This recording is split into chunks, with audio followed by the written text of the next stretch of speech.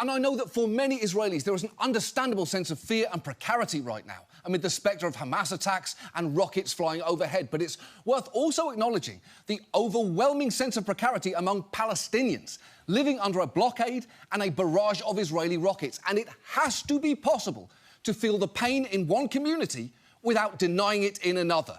It has to be. That is perhaps the most necessary precondition for peace, because real peace here will clearly be difficult. And I know that hope is scarce right now, but I did see something this week which gave me a seed of hope.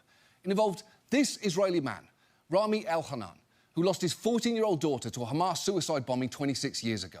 He actually co-directs a group called the Parent Circle with that Palestinian man that I showed you earlier, where parents who've lost children to this conflict get together to work toward peace.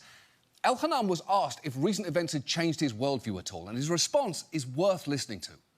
You know, we are in a circle of blood for the last 75 years, and this is just another round.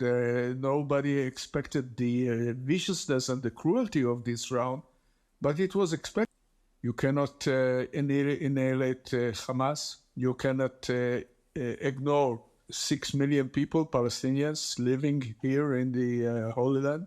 And you cannot expect them to go away. They will not go away. We will not go away. We are doomed to live here together, and we have to choose whether to share this land or to share the graveyard under it.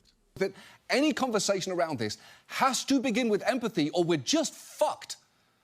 And obviously, we don't know how all this ends, but there are a few things that we do know. We know that dehumanizing people leads to violence. We know that violence leads to even more brutality and destruction. And we know that, crucially, breaking that cycle is unfortunately going to require leadership significantly different than the ones currently in place.